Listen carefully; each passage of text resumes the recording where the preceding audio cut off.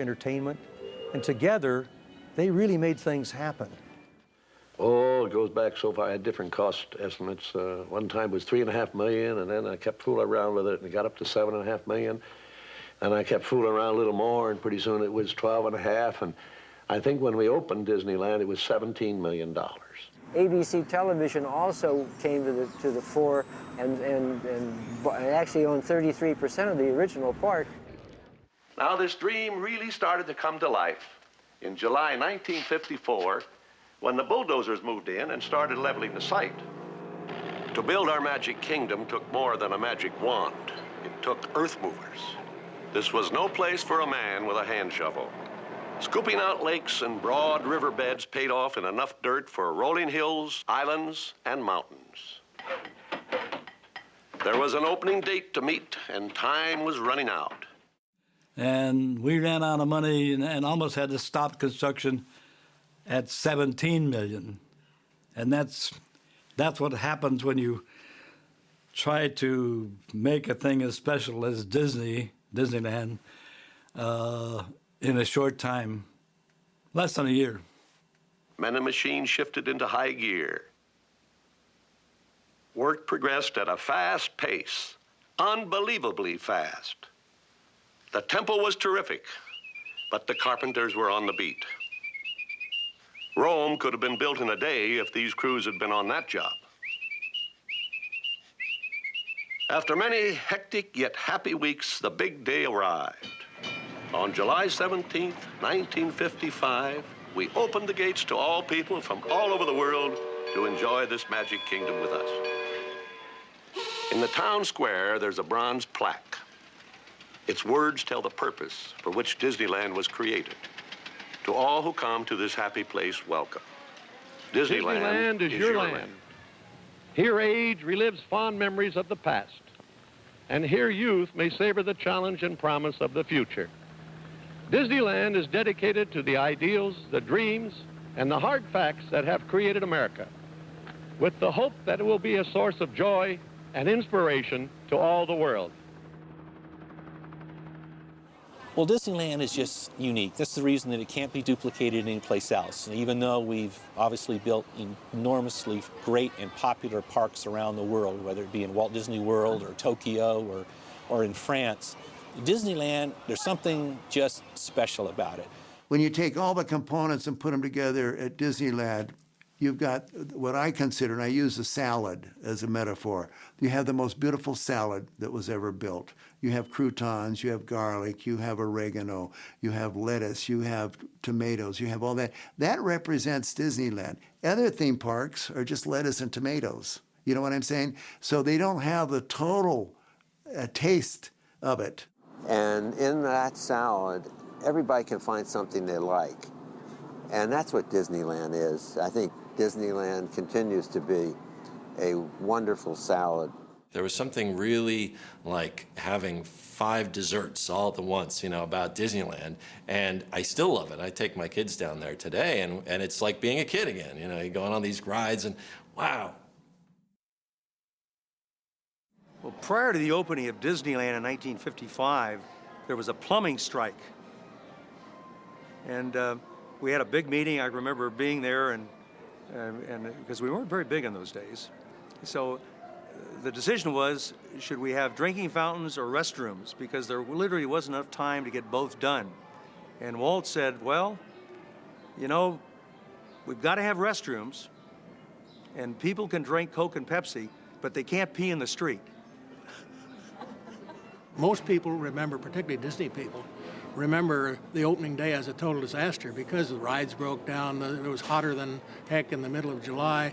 They had almost twice as many people as they had planned for. They ran out of food. Almost every imaginable thing that went wrong.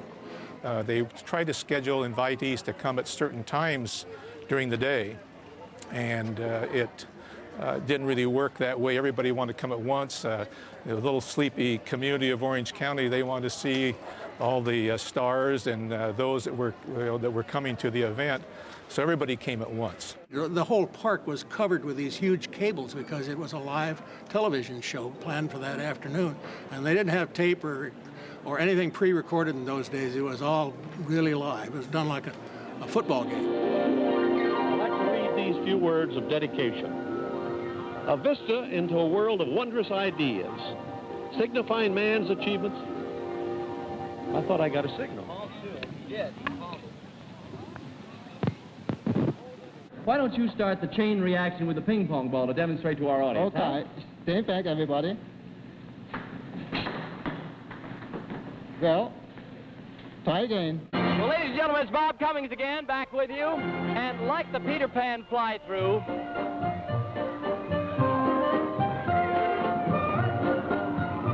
Bob Cummings up on the pirate ship.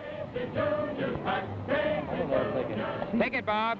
no light here. What would happen if you took that out and sat on there so you get down?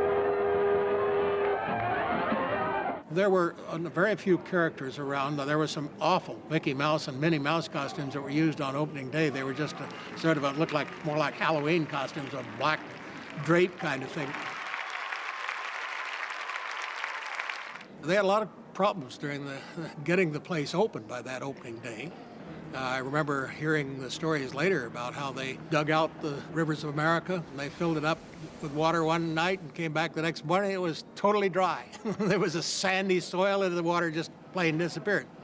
It was frequently called Black Sunday because it was a bad day for them. Well, Walt was quite upset with the chaos of opening day. A lot of things weren't working. They had trouble with the garbage. The trucks didn't show up to pick it up. It was chaos time.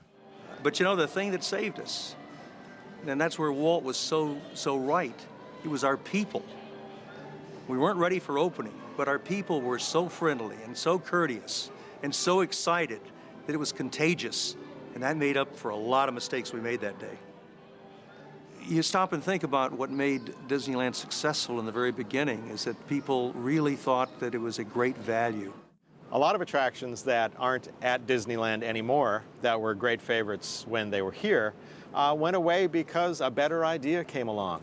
Based upon input from all the people that talked to Walt from around the world. We're just in time for the big potato derby. We made it was considered a gold-plated picnic ground. And they're off and running.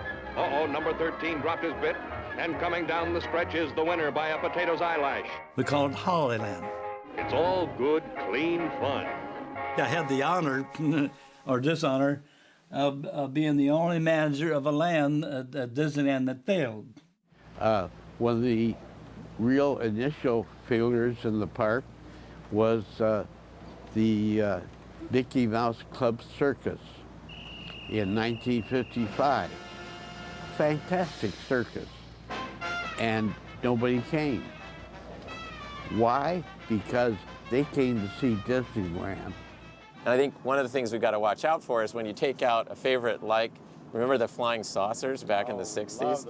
But nothing came back to replace it. And so even to this day, you hear people talking about, when are you guys going to bring back the flying saucers? Oh, what was the name of that ride we had in Tomorrowland? The flying saucers, which you literally would float on air. It had some issues. And what was the name of that ride? It was very complicated. In essence, it had a huge platform and there was a basement underneath of it. And you would ride in these great big inner tube type things. They were round, they'd hold about 3 or 4 people. And as they, with great force, blew air up through this floor, these tubes would run around on the deck. But it had a positive and negative pressure. But if you were just a little kid and you didn't weigh enough and you leaned left and right, the thing just sat there bouncing up and down.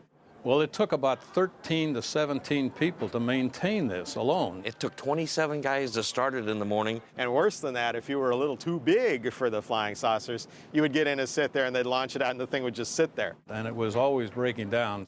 And it would just start bouncing, bouncing, bouncing, and bounce the people out of the saucers. The little, what do I call them?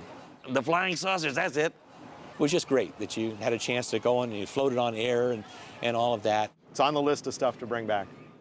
That and the house, the home of the future, The home of the future was always a great one, that you'd go in and you'd see all the things that you wondered why you didn't have them in your home. You know, that first electronic oven that was fantastic, you know, and this thing was built, kind of looked like a funny cross, you know, that was kind